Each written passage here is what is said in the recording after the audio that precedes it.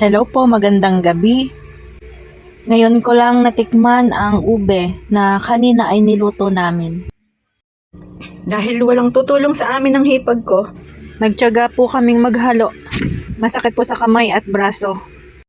Kaya po mahaba ang tangkay ng panghalo para hindi sobrang init at hindi lumipad ang buhok sa niluluto. Busy ang mga anak ko at may trabaho si Habi kaya sobrang walang tutulong.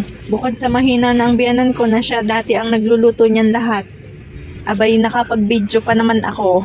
Ito po ang sinaunang paraan ng pagluluto ng minatamis. Mano-manong paghahalo sa loob ng 4 na oras.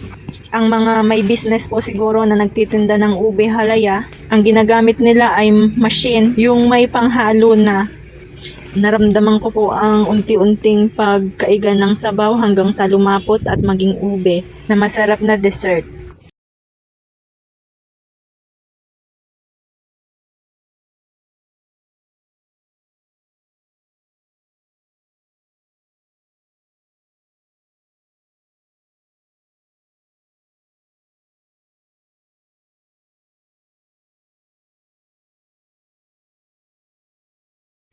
Mula sa binalatang ube, nilaga at nilagyan ng gatas at asukal.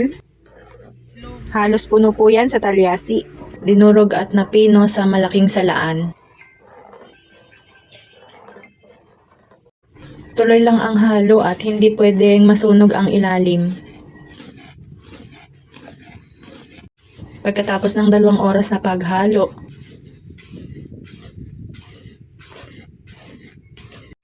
ang apoy po dapat kontrolado.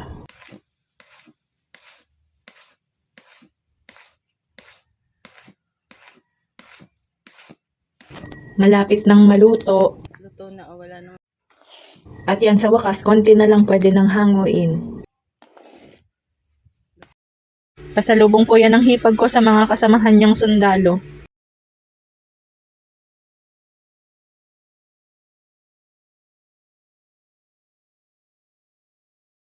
At syempre, pagkatapos magluto, titikman ko naman ang masarap na ube.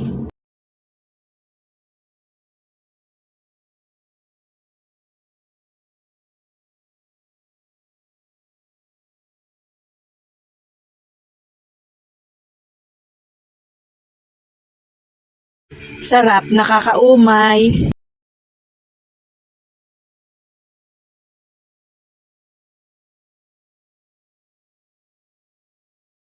Ay talaga namang sobrang hirap lutuin.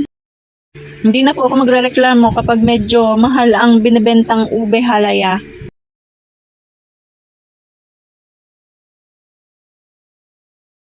Kapartner ng masarap na kape.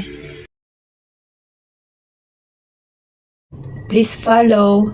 Bye and thank you for watching.